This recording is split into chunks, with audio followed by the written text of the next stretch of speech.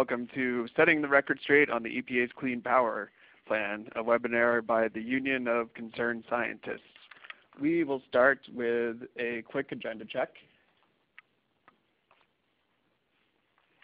I am going to kick things off. I'm Dave Anderson, Outreach Coordinator for the Union of Concerned Scientists Climate and Energy Program. I'm going to provide a brief backgrounder on the Clean Power Plan and a who's who of supporters, opponents, and everyone in between, as well as a peek inside the fossil fuel industry's disinformation playbook. My colleague John Rogers will then debunk several misleading industry studies on the Clean Power Plan, and he's a senior energy analyst here at UCS. He'll be followed by our colleague Mike Jacobs, also a senior energy analyst at UCS, who will be checking the assumptions used in grid operators' reliability analyses of the Clean Power Plan. After that, we'll talk a little bit about what you can do to help defend the Clean Power Plan, and then jump into answering some of your questions. Throughout the webinar, you can actually pose questions via the chat function located on your screen, and we will answer as many questions as we can following the formal presentations. With that, I'm just going to jump right in. A little bit of background, answer the question, how did we get here? Power plants are actually the largest source of global warming pollution in the US, and by global warming pollution I mean that they represent 40% of US carbon dioxide emissions. And they're also a source of other heat trapping emissions and harmful pollutants such as mercury.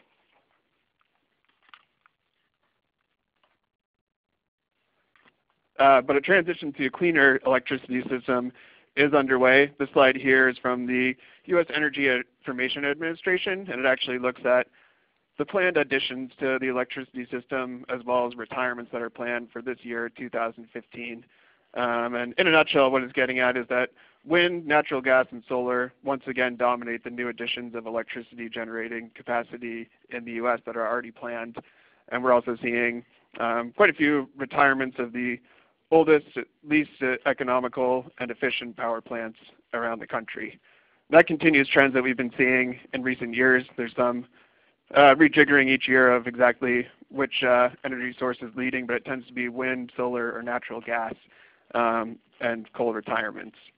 So at that point, we can enter the Clean Power Plan era. It's going to be the first ever national limits on global warming pollution under the Clean Air Act proposed by the EPA. Long time in the making. Little fun factoid here. The EPA actually did a study way back in 1983 where they began to look at options for reducing emissions from the electricity sector, including advancing energy efficiency and renewables such as solar. The goal in the Clean Power Plan today is to reduce the power plant carbon dioxide emissions nationally by 30% by 2030, and as the measuring stick from 2005 levels. We think that those goals could be stronger if there were stronger rules for renewable energy and energy efficiency in the plan. But states do get to have a great deal of flexibility in devising state compliance plans to meet the new goals. And there will be a lot of opportunities to accelerate the transition to renewable energy and energy efficiency.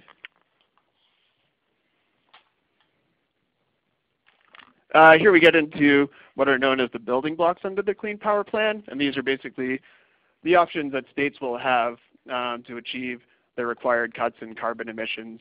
They can make improvements to coal plant efficiency, convert from coal to natural gas.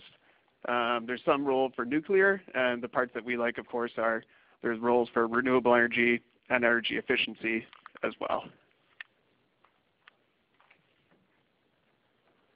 Who supports the Clean Power Plan is an interesting question. It turns out that there's been quite a bit of polling done by academics and the media on this issue, and what they tend to find is that the public is overall supportive of putting limits under EPA authority on carbon emissions from existing power plants, which is what the EPA plans to do. And then additional good news for us is that they also support using renewable energy and energy efficiency to get us there. Similarly, a survey of over 400 utility executives by Siemens and Utility Dive found the majority, about 60%, either think the Clean Power Plan is acceptable or think the EPA should pursue more aggressive targets and timelines. So that's a pretty positive endorsement from the people who actually run the electricity system. Also, Google and about 200 other businesses have voiced support for the Clean Power Plan and renewable energy efficiency as a combo way to achieve the required cuts in carbon emissions. We've also seen environmental and energy agency leaders and public utility commissioners from about 14 states express strong support for the agency's Clean Power Plan, and they've been joined by about 250 state legislators and a number of governors, members of Congress, and other policymakers. I could go on, but I think that you get the basic gist that there's pretty strong support for the Clean Power Plan out there. There's a lot of people who are kind of in the middle studying the Clean Power Plan. You see a lot of studies and reports coming from academic economists, regulators in the electricity industry, utilities, more recently a lot of legal experts assessing the Clean Power Plan. And also we've been hearing a lot from the different entities responsible for maintaining the reliability of the electricity grid, such as NERC and FERC. Something important to keep in mind about a lot of these actors is most of them don't necessarily take a position either opposing or supporting the policies, and that's particularly true about the reliability authorities and grid operators. They're more weighing in with potential concerns about the Clean Power Plan and ways that they can be addressed. And given that the Clean Power Plan is still in a draft form, the final rule that's due out this summer should be informed by the public comment and engagement process to date, which includes the comments by those entities. Who opposes the Clean Power Plan? That would be the key question for this webinar. Certainly some utilities have come out actively in opposition to it. Coal interests such as Peabody Energy, which is one of the all-time top emitters of industrial carbon emissions globally.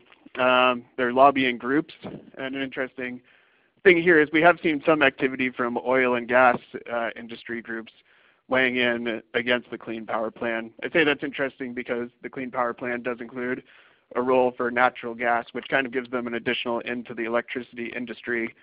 But Shell and others in that industry have said that they view it as a dangerous precedent for regulating their own emissions. So just to give you an idea of what their interest is in this game. Talk a little bit about the tactics that the opponents use to attack the Clean Power Plan. For a number of years, in advance of the rule being proposed, we saw a lot of the opposition focusing on attacks on the science. This is one example from comments that Peabody Energy actually submitted to the EPA. They actively opposed the EPA's initial finding that carbon dioxide emissions posed a danger to public health and the environment, which is pretty basic science. And they've continued to make those sorts of attacks on science at each step along the way of actually regulating carbon emissions under the Clean Air Act. More recently, of course, as the rule was proposed last summer, we started to see a lot of attacks on the actual solution, in this case the Clean Power Plan. We've seen a lot of industry-funded reports that artificially inflate the costs and ignore the benefits of acting on climate, which John Rogers will get into shortly. Increasingly, we've been seeing activities by industry lawyers challenging the Clean Power Plan in courts.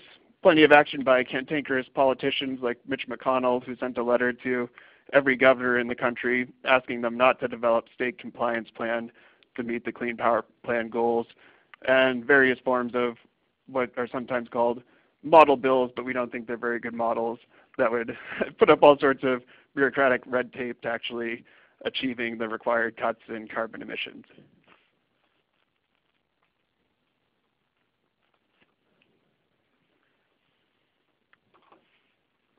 Just one sec, little trouble with the slides.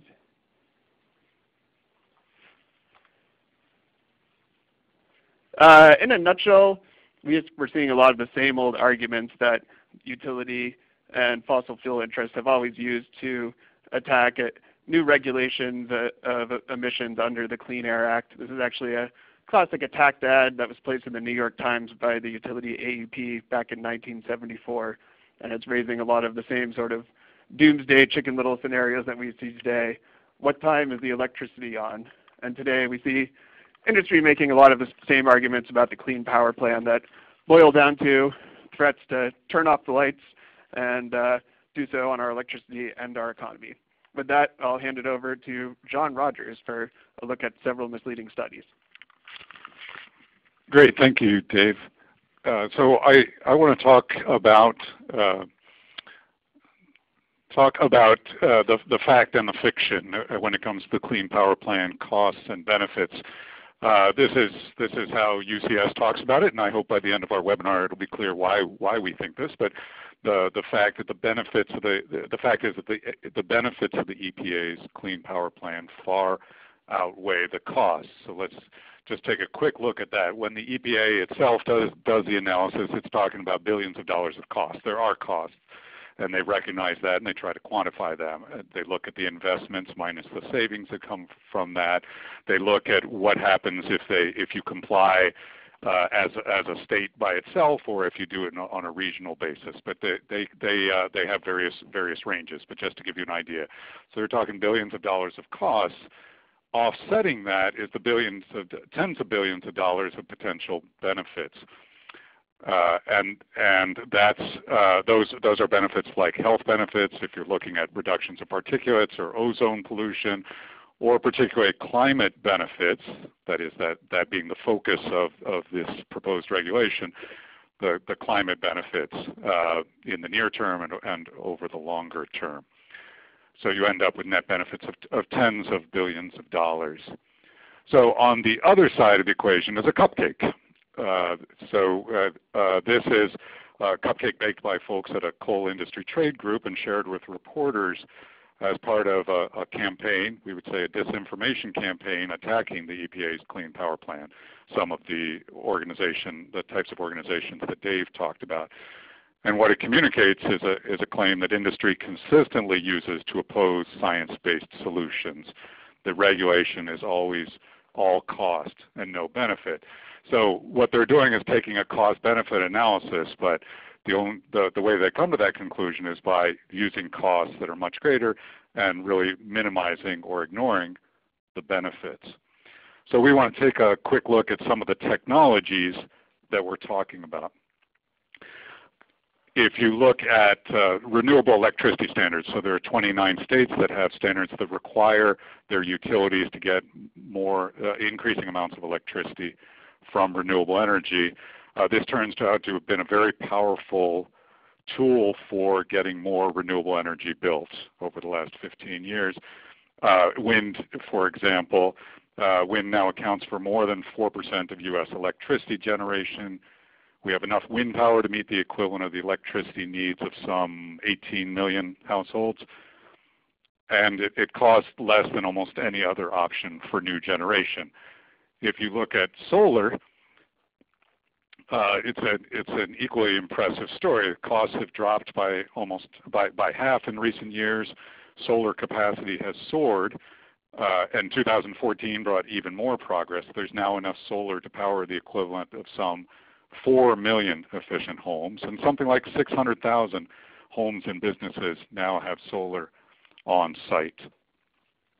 But what do these things cost, particularly the renewable electricity standards? Here's a study from Lawrence Berkeley National Laboratory looking at a range of studies of a range of states.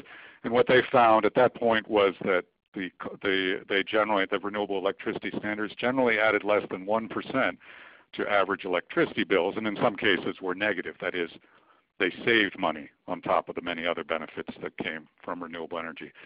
So and what they found more recently is that they're still finding that most states are under 3%, even as targets ramp up or accelerate. A lot of those higher costs are driven by solar, but as we've seen, those costs are now much more attractive, and that will soon be figured in to the cost of renewable electricity standards. A quick look at energy efficiency.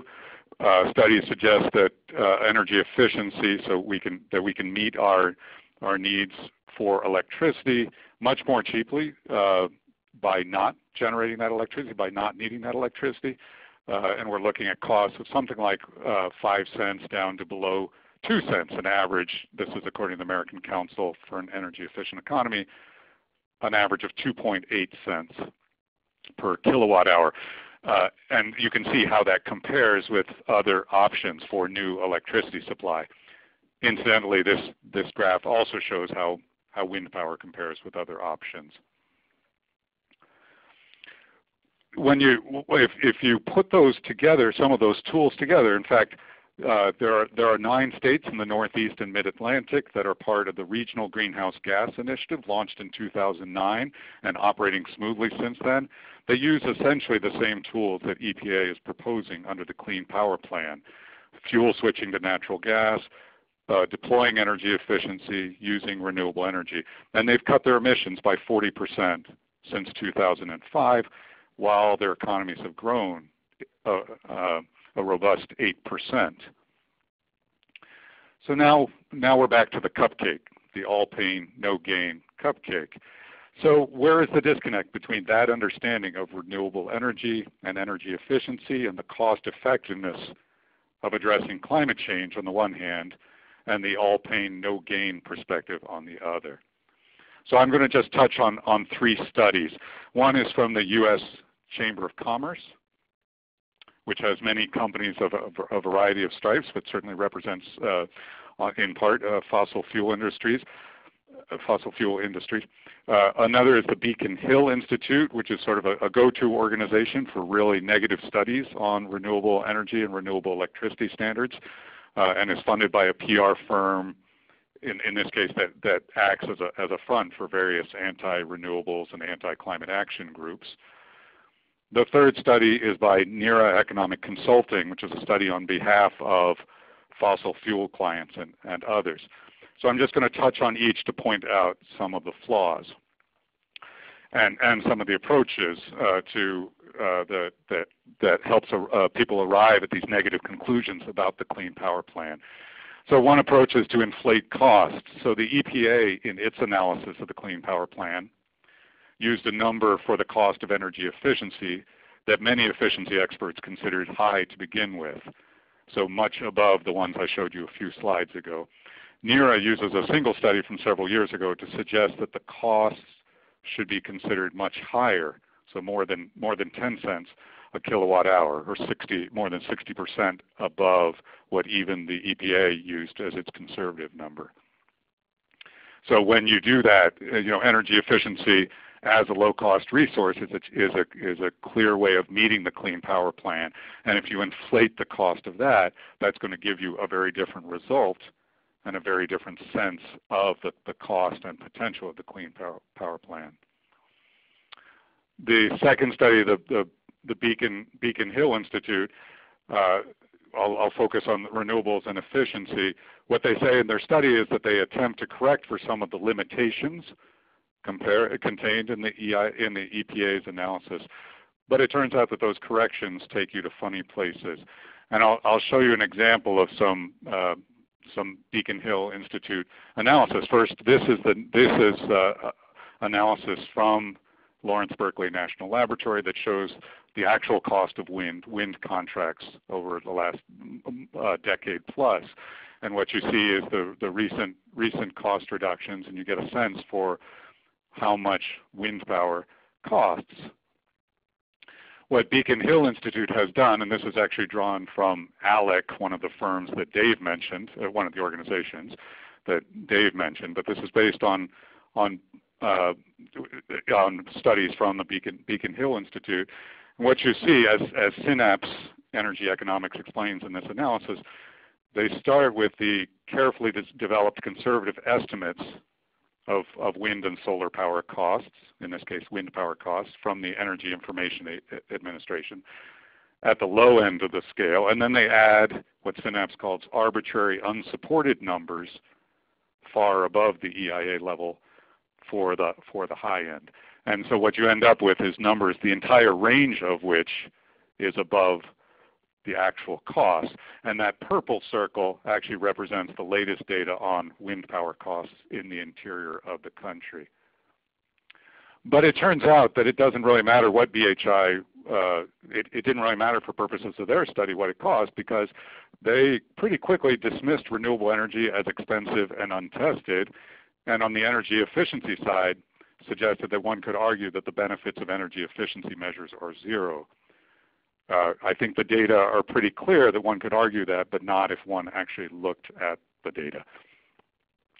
So what they do is they basically X out those options and do their analysis assuming that states will switch from coal to gas.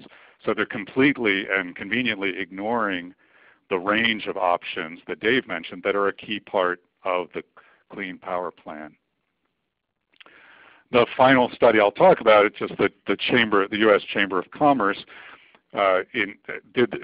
similarly ignored the flexibility. They assumed that states would comply using natural gas plants with carbon capture and storage. That is a single expensive technology option to meet their carbon reduction goals.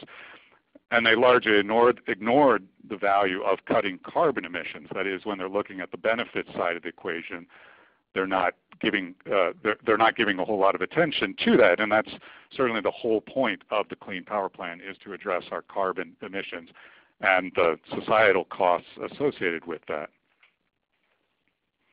But they also released it before the draft Clean Power Plan came out, which means that they were only guessing what was going to be in it, which means it really has no bearing on the Clean Power Plan as such. So if we look at how these, what people have said about these different studies, certainly, and these are comments about the Chamber of Commerce study in particular, the EPA calling it irresponsible speculation, but independent analysts, including the Washington Post and PolitiFact, looking at people using these studies and basically rating it as a 4 Pinocchios or a false. So the strongest language they can use in assessing claims that are being made and that they're evaluating.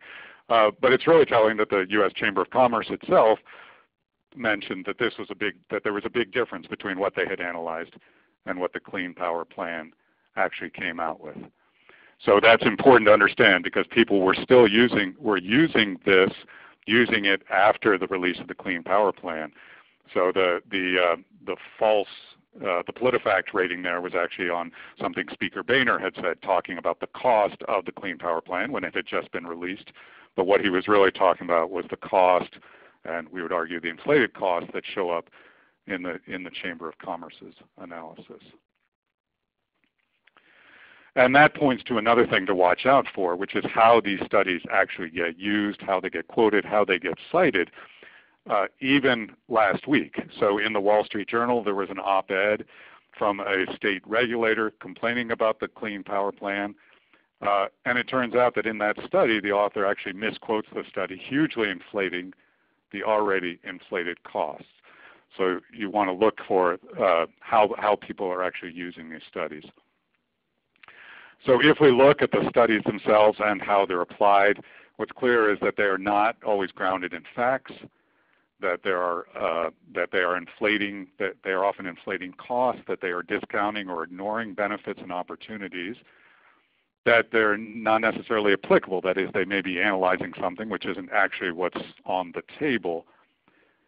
And I'll say that that even with inflated numbers, that you want to put that in context. So if you think about how convincing this is, Paul Krugman of the New York Times, when commenting on one of these studies, said that the numbers they're throwing about are supposed to sound like a big deal, and they certainly sound like it. But if you put these in context, the context of what our electricity costs, how much we're spending on electricity in general, or in the economy as a whole, and what climate change will mean to that, he suggested that the dollars actually sounded a little bit like Dr. Evil from the Austin Powers movies, intoning $1 million, and trying to make that sound like a lot of money. And certainly we're talking big numbers, but again, if you put those in context, you come to different conclusions about these studies. So when you're looking at the cost and benefits, you want to be understanding what people are using for costs, how transparent are they about those, what are they assuming for the benefits, and how clearly are they stating those, and are they actually analyzing the right thing, and then put those findings in context. So that's a brief discussion of the costs and benefits and how certain organizations misrepresent those. Now I'll turn it over to my colleague Mike Jacobs for a quick look at how these technologies fit together and how that fits with what certain organizations are saying about that. Thank you, John. Good afternoon, folks. This is Mike Jacobs. I'm going to try to describe, without all the details, some of the reliability studies and the broader reliability debate that has come with the EPA's Clean Power Plan. And what we've seen in this debate is there's a discussion about reliability impacts that's got a sort of simple first stage, with a discussion about whether the energy supply will be adequate to meet demand on a peak day usually in the hot weather. So the question really has been posed, does the EPA plan somehow threaten grid reliability by closing too many plants too quickly?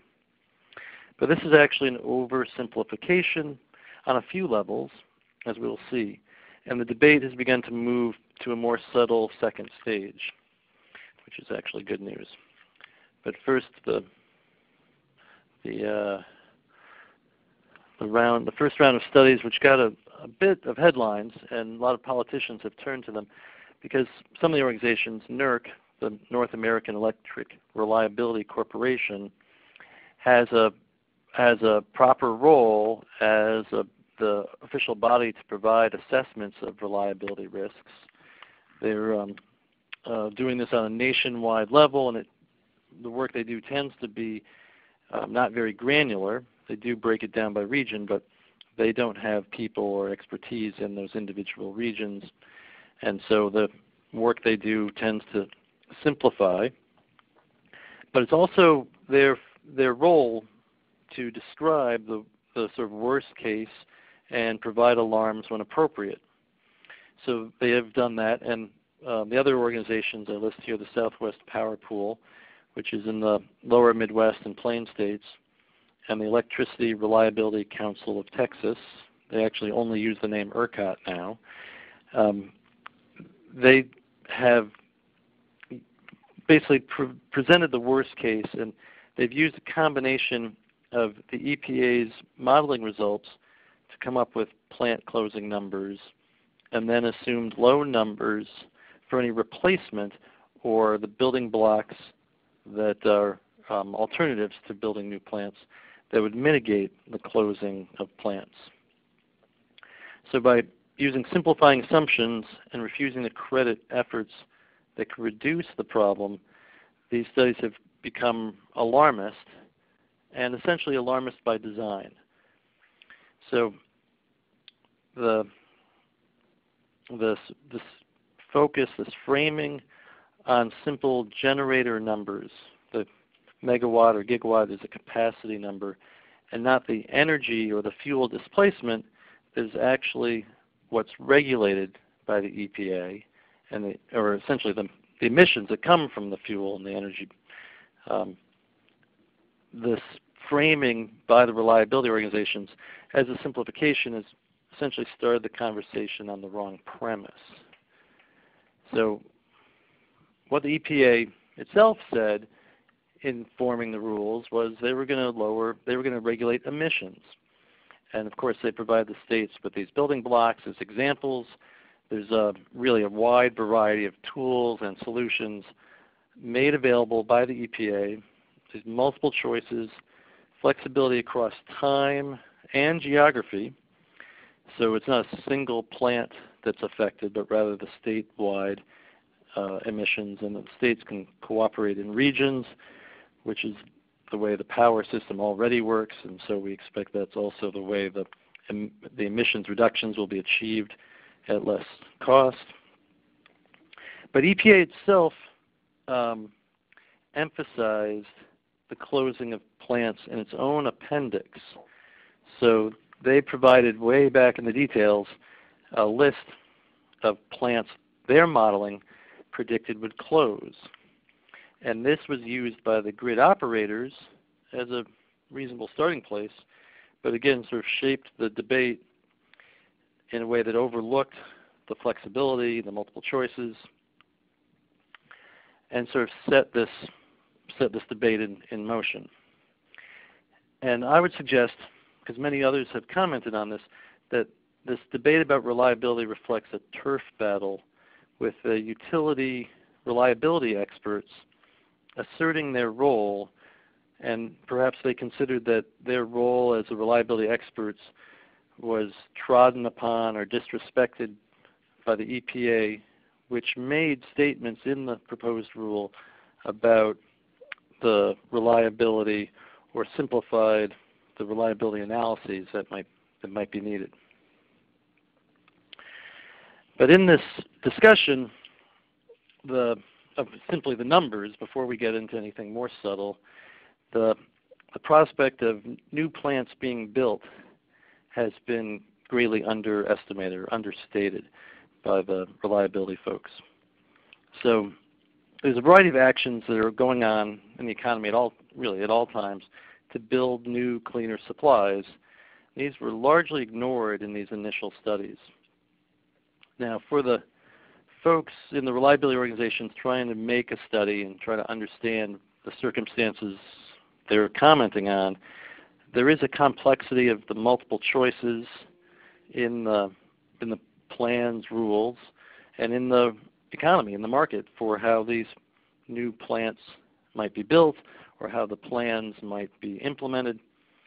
So again, the reliability organizations chose to narrow their role and define the problem and not try too hard to comment on solutions. So they did not try to describe a future of new plants built in place of the plants to be closed.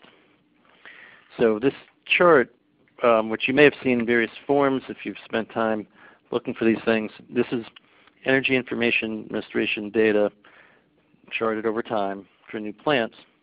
And the spike 2001 to 2003, I point to simply because it was a time when 125 gigawatts of new gas generation was built. And I use that not to champion natural gas, but simply to show that the scale that NERC suggests would be needed to get us through this transition. And they do not refer to an experience we've had where such a boom in power plant construction was completed. They simply say it's a looming problem. There's a little bit of text here in small print. In the regions where smaller scale footprint was analyzed, the discussions made the same kind of sort of narrowing. So ERCOT described how they would have to have, by 2029, 2.3 gigawatts. That's 2,300 megawatts of new gas built. And in that region where some of the natural gas boom occurred in 2001, 2003, 11 gigawatts was built. The Southwest Power Pool, which is just north of Texas, includes, in fact, the Texas Panhandle, and Kansas and Nebraska, some very Oklahoma, very windy regions. Their analysis suggests that there's going to be a need for 4.6 gigawatts because of their assumptions about retirements, which are only assumptions, and we'll discuss that. And they expect they will have to have a replacement of 4.6 gigawatts. So they are already seeing advanced development of 2.8 gigawatts of gas and 15 gigawatts, mostly of wind, but a lot of solar as well, going through their study process, which would take the role of replacing the plants that they say will be retired and fill the need which they describe. The studies do tend to finally get to the idea that maybe new plants will be built, and then the concern is raised that new plants require new transmission investment.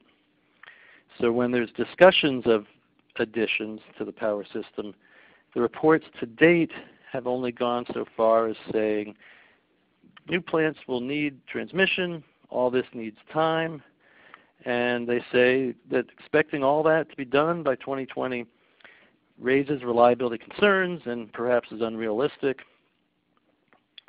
and in a sense sort of stays with this argument that the thing to count is plant retirements, and then discuss how long it will take to build new plants.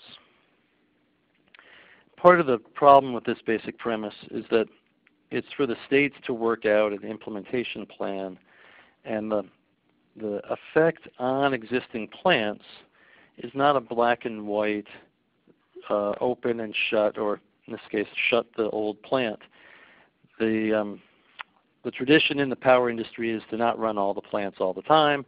Some plants are only run in the peak summer season, and this idea that you can keep the plant, run it for the reliability needs, operate it less than it's operated today, it seems to be too subtle for most of this discussion about reliability, most of this debate, in its first stage. So let me describe a bit more about the coming of new plant. We have here a photo of folks building some kind of solar array. Another reason why the reliability organizations have tended to underestimate the construction of new plants is that the responsibility for building is dispersed across more of the market nowadays, and multiple utility players can be building these. They may be needed or built over the next 5 to 10 years for the compliance with the EPA plan or for general replacement of uneconomic plants. But the reliability organizations are not real well suited to make predictions, and would rather make conservative predictions about what will happen 5 years out. They simply don't have good information about what to expect, and so their assumptions are inherently conservative. But as I've tried to describe, the sort of study level, the interconnection work going on in at least Southwest Power Pool, there's activity now, and the trends we see today in construction of new power plants, especially new renewable energy power plants, is generally not counted in these reliability debates, in these reliability studies. Similarly, the renewable energy plants tend to be discounted, as to say literally derated in their terms of meeting peak demand, when again the EPA's concern and the objective for building in compliance with the Clean Power Plan is the low-cost energy, and the positive system contributions are important but exaggerated in these kinds of reliability studies. So as John described, low-cost supply comes from some of the non-conventional generation and energy efficiency, and that's the category that the reliability organizations have less information about and use less in their studies. So we've also found that the EPA did not see as much of the renewable energy coming online, the sort of new plants, in their use of projections. This slide here describes the EPA's targets for 2030 for each state, and their portion of those targets expected to come from renewable energy compared to those states' renewable energy standards that are already on the books.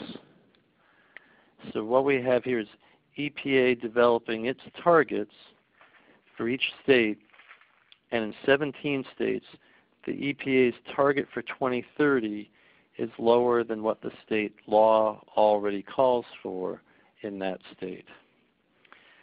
So this is part of our general analysis about both the public's interest, the statement of these states in law that they will be building renewable energy, they will be purchasing renewable energy to an extent greater than EPA has included in their analysis.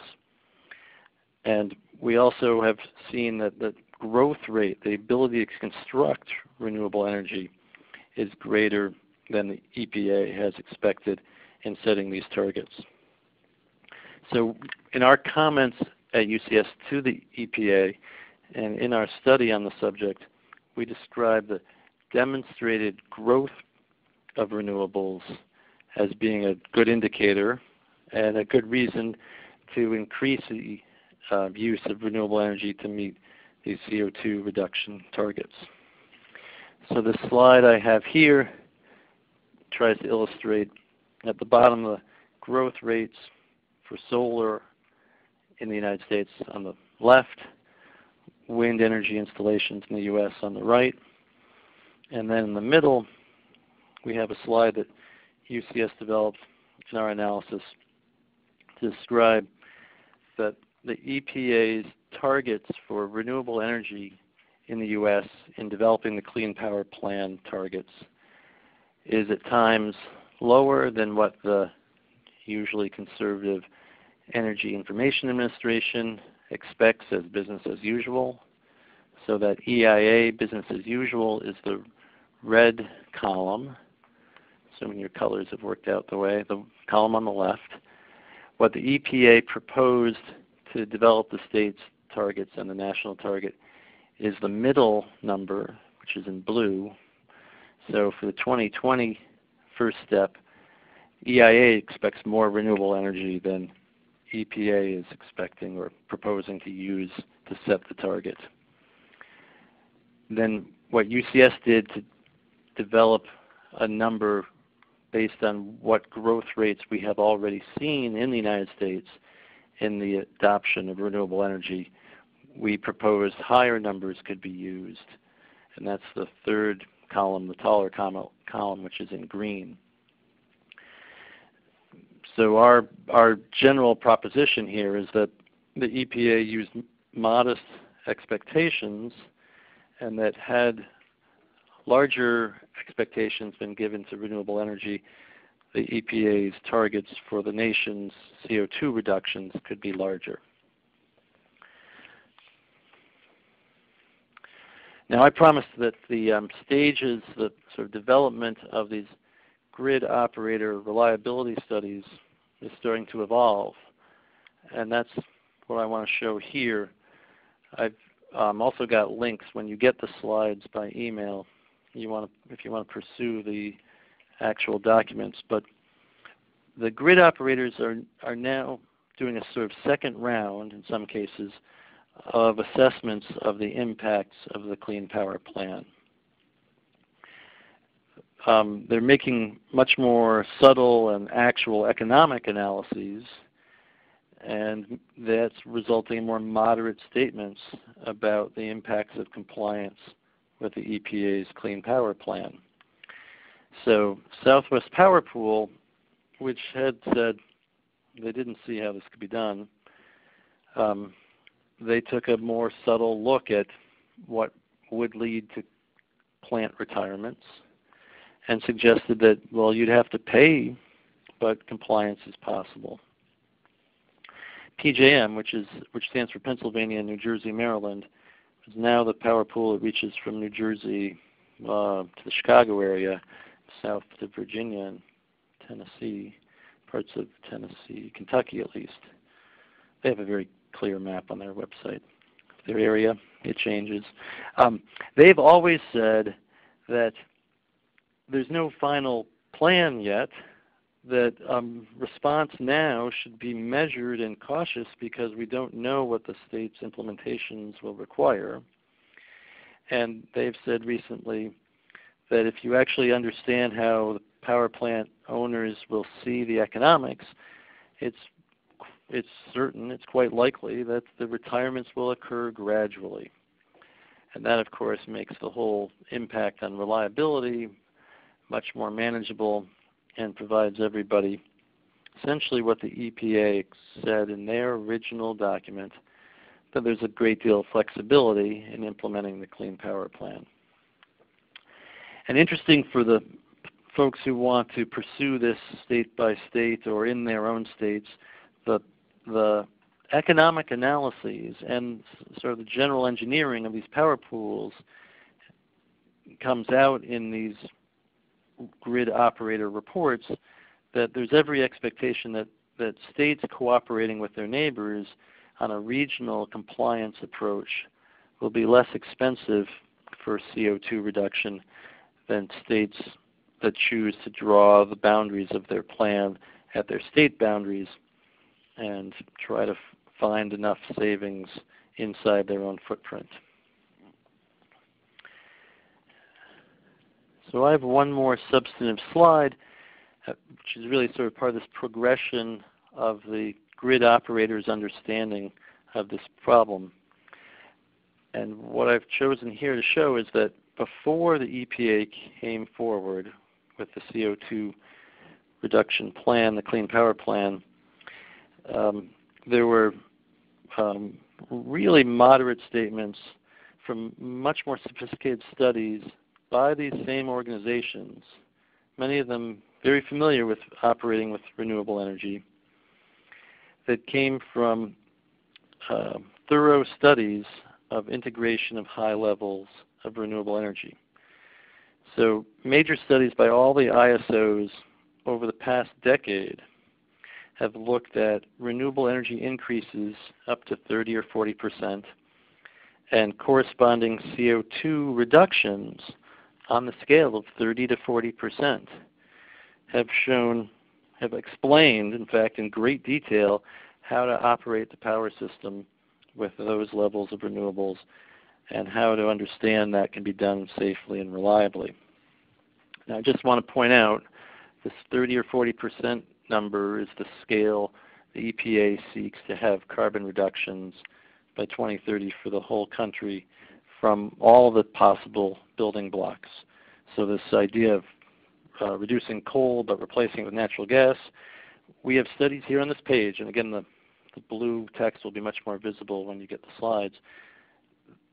These describe how to go about those regions meeting essentially the full CO2 reduction levels with renewable energy only. So I'm pleased to be able to say, as I do the transition here, that clean energy seems to be available and ready to meet our climate challenge. Thank you. Okay. Thank you, Mike and John. We're going to jump into the Q&A shortly. First, I just wanted to talk a little bit about what you can do to help support the Clean Power Plan. Certainly voicing support with your policymakers, but also publicly via blogs, social media, letter to the editor of your local newspaper, or even an op-ed is a great way to weigh in. Fact-checking, we've learned from a recent study, is extremely popular. In fact, more popular than politicians, much more so. So really fact-checking disinformation in the media or other venues, wherever you see it, with the facts about clean energy is super critical at this point. You can watch out for an email from us next week, and that's going to include the slides and a recording of the webinar, as well as also some suggestions of other ways that you can get more deeply involved in our efforts around the Clean Power Plan. However, if you don't want to wait that long, you're certainly welcome to email me, Dave Anderson, at danderson@ucsusa.org, and I can get you the slides right away. And there's a link up on the screen where you can find some more information and interesting stats about the Clean Power Plan costs and benefits in particular. And we'll also be putting up some new information about renewable energy and reliability on our website soon. That will circulate in that email I talked about. I think we will jump now into the Q&A. A number of you have submitted questions via the chat. If we don't get a chance to answer them all here, we'll do our best to follow up with you individually after the fact. But I'm going to transition over to speakerphone just so that we can weigh in collectively.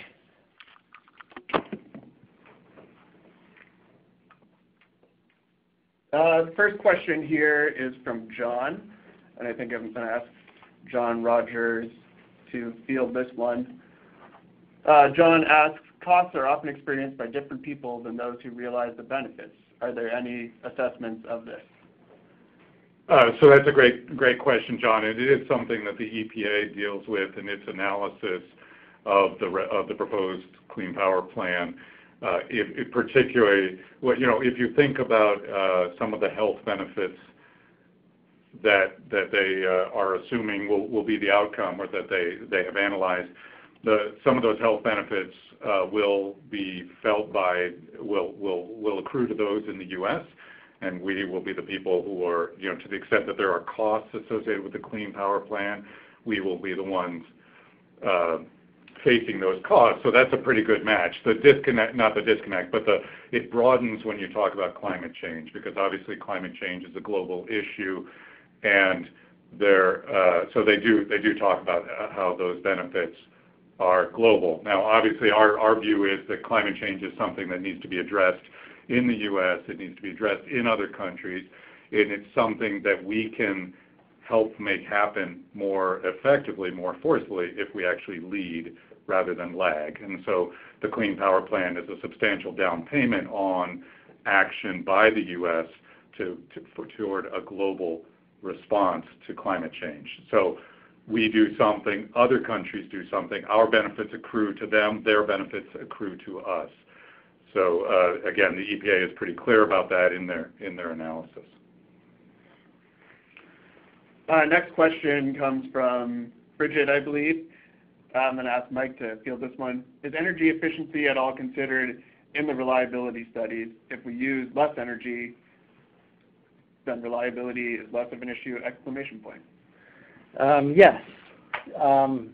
Yes to the premise of the question, and yes, the reliability organizations, the grid operators, I believe generally used the building block that EPA described as their only scenario for energy efficiency. So I believe there may be some variation, but the range for energy efficiency was 1 to 1.5% improvement in efficiency each year. So load would grow, but some of that load would be offset by energy efficiency. And there's plenty of reason to believe we could have higher achievement of energy efficiency, and thus the numbers are more conservative than they need to be. Question from Jessica. My question is not about the negative impacts, but about the effectiveness of the Clean Power Plan. Does it cover only existing generation, i.e. new gas won't count against states? Is that correct? Thanks for that question, Jessica. So that's right. The draft of the Clean Power Plan has this, what we would view as a gap with regard to new natural gas plants. That is, if natural gas plants are built to substitute coal plants, then that's a challenge. There is a separate EPA rule on new power plants, a separate part of the Clean Air Act that covers new construction. And that's something that a lot of people did comment on in weighing in on the draft Clean Power Plan, and we hope that the final version of the regulations actually sort of make sure that there aren't loopholes, that we are looking at this a little bit more comprehensively. Again, it's two different sections of the Clean Air Act, but the hope is that they'll stitch those together appropriately. There's quite a few questions and suggestions of what people are already doing to confront disinformation about the Clean Power Plan in their own community. If you have a specific example that you want to share with us and take a look, or a request for data that we can supply to help you answer questions that you're seeing, definitely shoot me an email at the address here, and we can try to get back to you. I'll put this question out on the table. What states are doing better than others with their current plans, and which are not? All right, so let me do that first on the point back to the slide I had. So where states have had a solid renewable energy standard, renewable portfolio standard, 17 of those states have proposed, in law basically, more than the EPA has proposed they do on the category.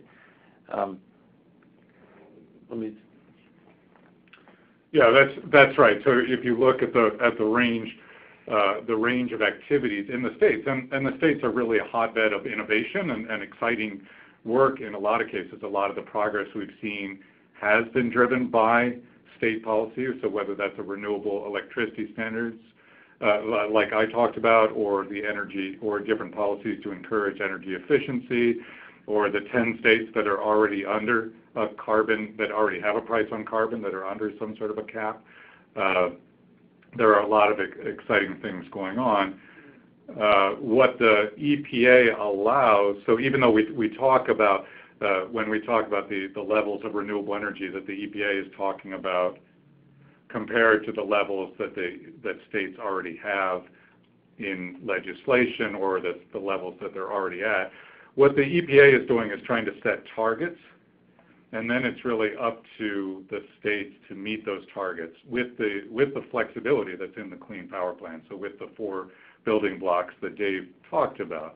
So they can do it with more renewable energy, they can do it with more energy efficiency. So regardless of what the EPA uses to establish the targets, there will be states that will, I mean, all the states will do it their own way. What we're seeing now is some states that are clearly very supportive of the Clean Power Plan, other states that are saying, heck no. But even the states that are, to some extent opposing it, they have regulators who are figuring out how to meet this, or they're thinking about the mix of technologies and options that they have available that they're going to use to do this. So it's really a mixed bag when it comes to evaluating states in terms of where they stand.